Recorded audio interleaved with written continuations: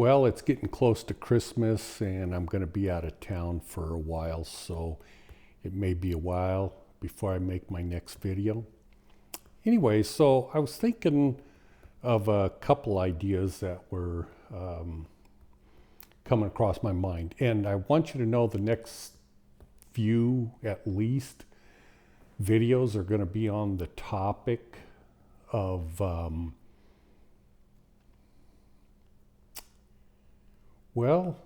Advaita Vedanta, essentially.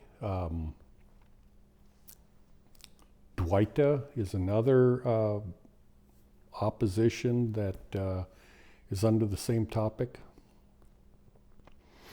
Anyways, here's what was, and this is going to be a short video today. So think of a scenario where two children are playing, and it's Saturday, so they don't have to go to school. And these two boys, these two children are playing, and one says to the other one, "What do you want to do today?" And the one that asked the question, "What do you want to do today?" he said, after he asked the question, he answered it too. He said, "You know what I want to do? I want to ride my bicycle today. You want to come with me and we'll go riding around and have fun and do stuff like that?" And the other child said, "You know what? I don't think so. Instead, I don't want to do that. I think instead I'm going to go in to work, and I think I'm going to have a good time, and I'm going to do brain surgery today." Well, the difference between the two children was one is 7 years old and the other one's 50 years old. One is a brain surgeon and the other is a 7-year-old child. Both children, in the eyes of a larger perspective of reality, meaning multiple lifetimes, multiple incarnations. And if you see reality in that perspective, then maybe what I'm going to tell you right now makes more sense. For the past several thousand years, the teaching has been geared toward non-duality. The prominent gurus in India and throughout the Middle East have focused on the concept of non-duality and how everything is one, and when you become enlightened, and certainly they were enlightened, a lot of them, they talk about the concept of non-duality and the realization of non-duality. And that's like the 7-year-old child talking about riding his bicycle. And we're in the Kali Yuga now, the end of the Kali Yuga. And I know that a lot of people will say, "Oh, wow, we're not at the end of the Kali Yuga. We've got hundreds of thousands of more years." No, you don't. The reckoning of time is not accurate at all. Anyways, it's time to move on from the concept of non-duality. It is the 7-year-old's perspective of the truth, of reality. And it is an experience, actually. And it is true to a certain degree, just like it's true that the brain surgeon used to ride his bicycle on Saturday when he was 7 years old, and he enjoyed it. But he's moved on. And there's nothing wrong with moving on. It's just another phase. It's a different plateau in spiritual development. And I have been bucking the system ever since I talked with the very first guru that I ever talked with after my awakening. And I have been, well, I had no idea at the time it was so prevalent of a teaching. And at the time, I didn't actually fully understand the concept of non-duality. And still to this day, I get people making comments on my videos, well, you are not advanced enough, you don't understand the spirituality of what's going on. That's why you say non-duality is not accurate and everything. You don't know what you're talking about. But in fact, I do. Just because several thousand years ago, the teaching was about the concept of non-duality is just like the child that rides the bicycle. There is a progression of both evil and good in the different yugas. So living right alongside the evil in the end of the Kali Yuga is also the opportunity to gain tremendous spiritual growth through different kind of enlightenment beyond the concept of non-duality. A lot of people are stuck. Well, actually, most of the world that studies spirituality is stuck in the riding their bicycle on Saturday. Don't get me wrong. There's nothing wrong with riding your bicycle. There's nothing inherently evil about it. But a 50-year-old brain surgeon is not going to go ride his bicycle on Saturday with another 7-year-old running on jumps and hills and running over dirt hills and stuff like that. Because the 50-year-old, his body is not really that agile anymore. And when he falls, he breaks an arm and a leg and everything else. And the little child, he brushes the dust off and gets back up and does it again and has fun. So what I teach, and I have been teaching all along, I used to come down really heavily on those that teach non-duality, as they are promoting essentially the teachings of Satan. And that is actually true. But that doesn't make it false. It just so happens that there is much more that lies beyond the plateau understanding of non-duality. Much, much, much more. And that's what I'm going to start to dive into. And you know I've talked about it for the past several years, but I'm going to go into it more in depth. I'm going to go into the concept of how did I discover this truth through God enlightenment? How did I discover this truth? And how it came about, and how you can discover the same thing. Now, the difference in the 7-year-old and the 50-year-old is a lot. And in your case, it may very well be, when we take it over the course of multiple lifetimes and yugas and stuff like that, it could be 10,000 years before you understand what I'm talking about. But the 7-year-old knows about brain surgeons, and the brain surgeon knows about 7-year-olds that ride bicycles. They can both know about each other, but they can't relate. The 7-year-old cannot exactly relate to the experiential knowledge that the 50-year-old has.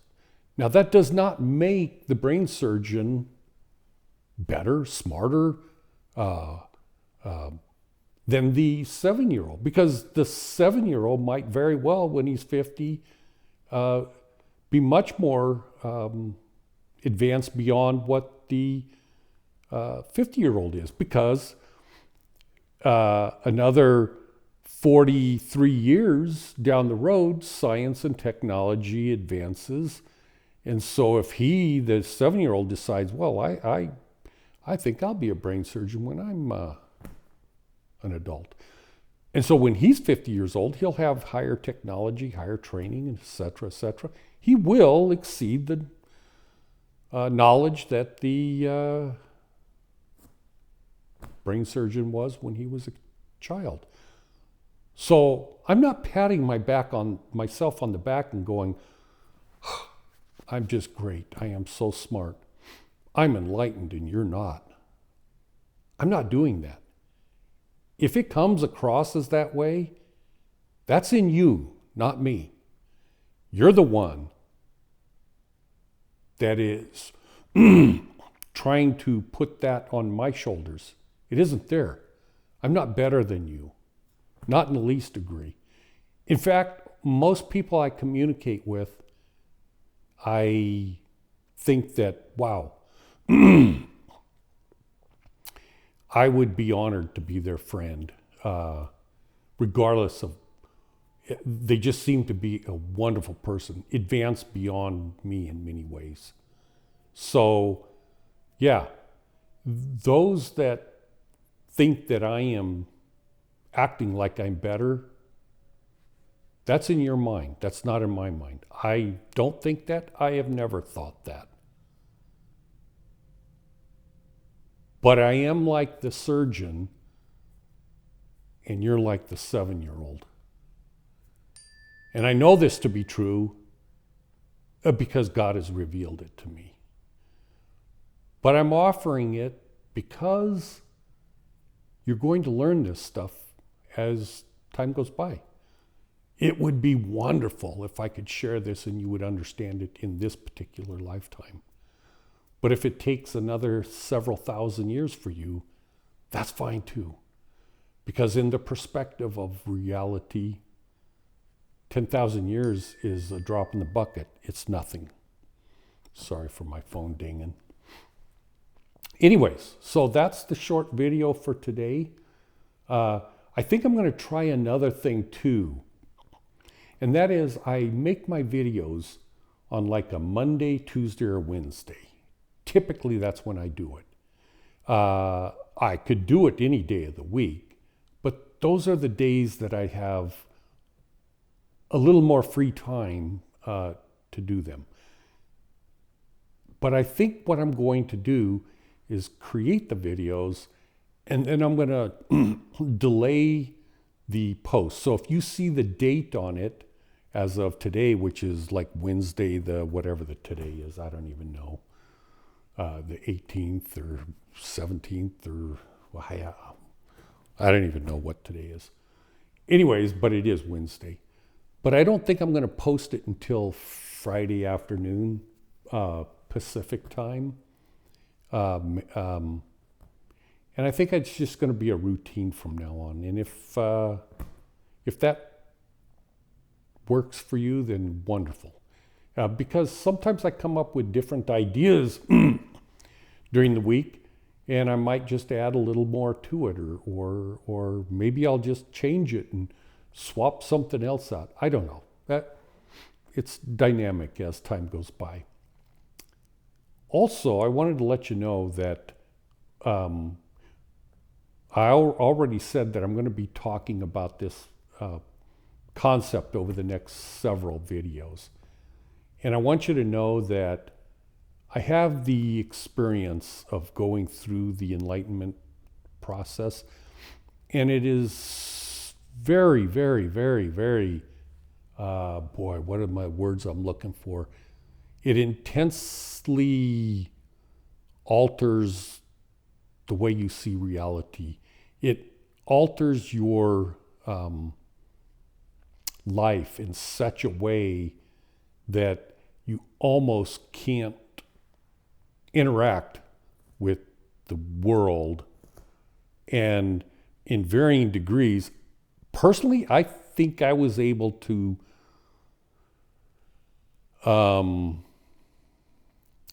have it be a normal thing in my life so I could get along with other people extremely quickly.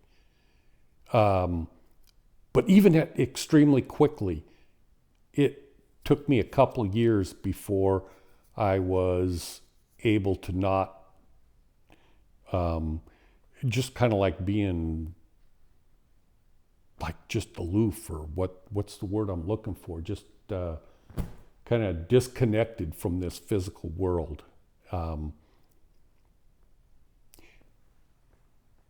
Nothing has changed. It's just that as several years go by, you're able to interact as if you're a normal person. Especially since I'm not a guru. I don't go around teaching people in person. I don't go to groups. I don't meet with Sangha groups anymore. I don't go to church. I don't interact in any way, shape, or form in congregations anymore. Not that I'm against that. It's just that I don't do that. And I have refocused my life, my time, to my hobbies. And when I say hobbies, I'm a master craftsman in so many different ways, in metalworking, woodworking, stained glass work. I don't draw. My drawing skills are not good. And I spend a lot of time studying the internet for video production. By the way, all these things I do, I'm fascinated. I enjoy it. From an enlightened perspective, it's fascinating. I can't imagine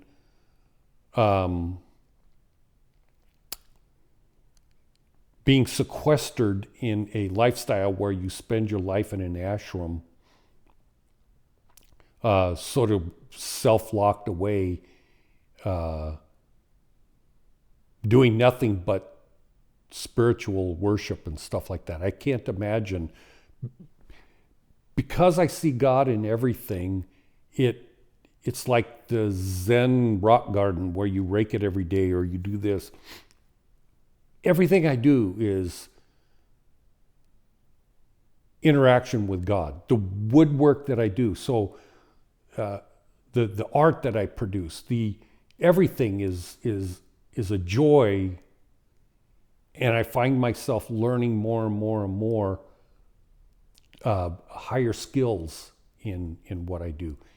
And it's fun and it's fascinating. Is it stressful because it doesn't work all the time? Yeah, of course it is. It can become extremely frustrating, not in the welding and woodworking, stuff like that. I'm pretty far advanced in that stuff. Nothing's perfect, of course. But working on a computer, for instance, I've been doing that since the beginning of computers, and still I find that to be frustrating. My brain does not adapt well with that. Anyways, I'm droning on and on and on. I'm going to stop. And again, I'll close by telling you I love you. I am not just saying that for the sake of saying it. I'm saying it because I have seen far into the future through spiritual interaction with God. And that's why I say I love you. It is fascinating beyond all imagination. Those of you that watch my videos that maybe or have been in the past frustrated, like life is nothing but a pile of shit, and you just want to throw in the towel. You're disgusted with all forms of religion and everything, and you're just distraught beyond all belief. I get it. I understand, because I've heard from so many of you. I understand how frustrating that may be. Let me tell you, I know your value of what you're worth. And I know it because God has allowed me to know these things. And this is why I tell you passionately, I love you. Because you are an embryonic God. You are amazing, but you can't see it because you're blinded by your physical eyes and your physical senses, and you don't understand what's going on. And this is what has caused confusion, why you become so distraught with the world. You see the imperfections and everything. I would hope that you could gain joy in this life. I get it, this life is miserable. I get it that the world is filled with demons to the max. I get it that it's absolutely horrible for a lot of you. I get that. I understand that. Is my life that way? Yes, it was in the past. Right now, I am more than grateful for how God has blessed me. I wonder sometimes if it's this way so that I could make these videos and communicate with you. I don't know. But I do know God has blessed me immensely with good health, with a family that loves me, in a country where I'm afforded the freedom to do these things that I'm talking about. So for me, no, I am not living a life right now where it's miserable every single day. But believe me, I went through that process. I went through a process of 8 years before getting out the other end, where it was fucking horrible. Every single day, I didn't know if I could make it another day. I didn't know if I could make it another day. And I had 7 years in front of me. It was horrible. But at the end, it was like unbelievable what God gave me in the end. So that's how I'm communicating with you, thinking that it's possible some of you are going through those same difficult times that I went through. Does it last 6 months, a year, an entire lifetime? I don't know. And I'm sorry you have to go through that. But you will get through it if you allow your heart to develop the love that is inside you. If you allow that to happen. When I say inside of you, I don't mean this illusory physical body. I mean inside your essence, inside your spiritual soul, the you that God, the reason God created this reality, the you that has the spark of love in it. Develop that love. Focus on that love.